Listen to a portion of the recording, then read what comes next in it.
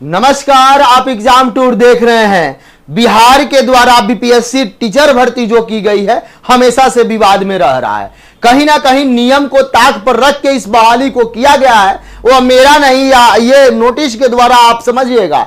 एक यहाँ पे बीपीएससी के द्वारा आरटीआई विद्यार्थी जो मांगे हैं उसका दिया है, यानी राइट टू इंफॉर्मेशन के द्वारा जो लिया गया है। अब ये सूचना का अधिकार के तहत और सुप्रीम कोर्ट का क्या फैसला है 1992 वाला, उसके तहत क्या दोनों मिल रहा है या अंतर है। आखिरकार बिहार सरकार को इतना सब कुछ जानकारी है, फिर भी शिक्षा व्यवस्था इस पर क्यों नहीं सुधार कर रही है, या सुधार क्यों नहीं की। कभी भी तो वैकेंसी टीआरई 1 टीआरई 2 रद्द भी हो सकता है। रद्द करने का अर्थ होता है कि रद्द जब होता है तो फिर से टोटल रिजल्ट बनाकर रिजल्ट देना रहता है। और जब आरक्षण का नियम का पालन नहीं होगा तो विद्यार्थी तो जरूर जाएंगे, और लगातार इस पर कई सारे केसेस चल रहे हैं। वह चाहे पटना हाई कोर्ट हो या सुप्रीम कोर्ट हो, सभी जगह चल रहे हैं। लेकिन तब भी बिहार सरकार नियम कानून को ध्यान में नहीं रखती है। आखिरकार मैं ऐसा क्यों कह रहा हूं, ध्यान दीजिएगा। देखिए यहाँ पे बिहार लोक सेवा आयोग, और यहाँ पे देखिएगा प्रेषक में प्रशाखा पदाधिकारी सह लोक सूचना पदाधिकारी, बिहार लोक सेवा आयोग पटना। एक नीरज कुमार जी हैं, उनके द्वारा यह मांगा गया है।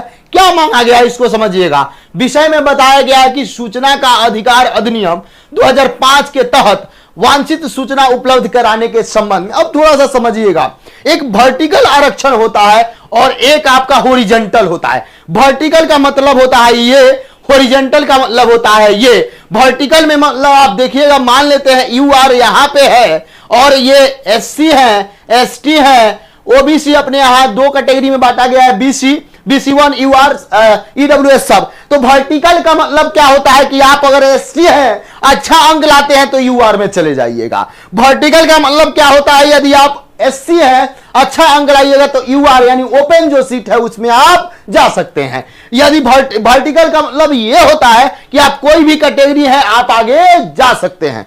हॉरिजॉन्टल मतलब इस तरीका से होता है, यानी कि जिसको आप सब कुछ यहां से समझिएगा।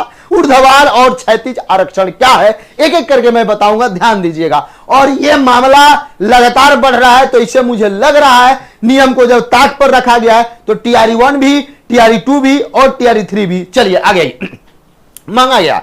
आगे क्या है, महा से उपयुक्त विषयक दिनांक 9/7/2024 के हस्ताक्षरित से आयोग कार्यालय में विज्ञापन संख्या 26/2023 यानी विद्यालय अध्यापक नियुक्ति प्रतियोगी परीक्षा के अधीन प्राप्त सूचना आवेदन के संबंध में निर्देशानुसार सूचना कंडिकावार निम्नवत है। कंडिका में क्या है, कंडिका 1 में कोई ग्रेस मार्क्स नहीं दिया गया, टीआरई 1 में किसी को कोई ग्रेस मार्क्स नहीं दिया गया, जैसा कि यह पूछा गया वहां से जो जवाब आया। आगे आइए, कंडिका संख्या 2 और 3 में वर्ग 1 से 5 महिला को ऊर्ध्वाधर आरक्षण अनुमान्य है, यानी कि ऊर्ध्वाधर जो आरक्षण है वह अनुमान्य है। इस बात को आप समझिए। आगे आइए, कंडिका 4 प्रकाशित रिक्तियों एवं शिक्षक भर्ती नियमावली की कंडिका 6(1) से स्पष्ट है, जिसमें नियुक्ति में महिलाओं को 50% आरक्षण का प्रावधान है। यह सूचना दिया गया है। विश्वास भाजक यहां पे देखेंगे, सहायक प्रशाखा पदाधिकारी लोक सूचना बिहार सरकार। अब देखिए क्या समझिएगा, यहां पे साफ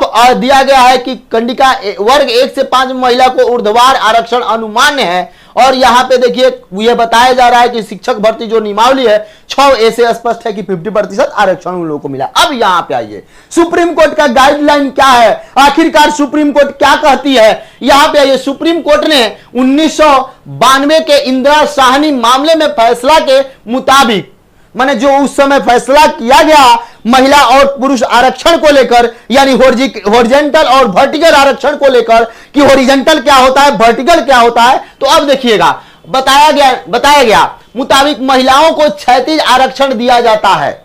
महिला को जो मिलेगा वह क्षैतिज आरक्षण मिलेगा। यह मेरा नहीं, सुप्रीम कोर्ट का फैसला है, न कि ऊर्ध्वाधर आरक्षण, जबकि इसमें ऊर्ध्वाधर आरक्षण दिया गया है जो अमान्य है। आगे आइए, क्षैतिज आरक्षण का मतलब है कि ऊर्ध्वाधर श्रेणी से अलग से महिलाओं, दिव्यांगों, ट्रांसजेंडर समुदाय और विकलांग लोगों को समान अवसर दिए जाएं, 36 कोटा को ऊर्ध्वाधर श्रेणी से अलग लागू किया जाता है। उदाहरण के लिए कई सारा उदाहरण है, आप समझ सकते हैं, उदाहरण में यही आप समझ सकते हैं। यानी कि आप देखिएगा, जिसको यहां पे साफ लिखा गया है कि एक बार और समझिए, महिलाओं को क्षैतिज आरक्षण दिया जाता है, न कि ऊर्ध्वाधर आरक्षण। यानी केवल और केवल क्षैतिज मिलेगा, ऊर्ध्वाधर उनको नहीं मिलेगा। आगे ये क्षैतिज आरक्षण का मतलब होता है कि ऊर्ध्वाधर श्रेणियों से अलग से महिलाओं को, अलग से आपको महिलाओं को और दिव्यांगजनों को, ट्रांसजेंडर को और उनके समुदाय को और अन्य श्रेणियों से मिलेगा। अब आइए, विकलांग लोगों को समान अवसर दिए जाने के लिए क्षैतिज कोटा को भी ऊर्ध्वाधर श्रेणी से अलग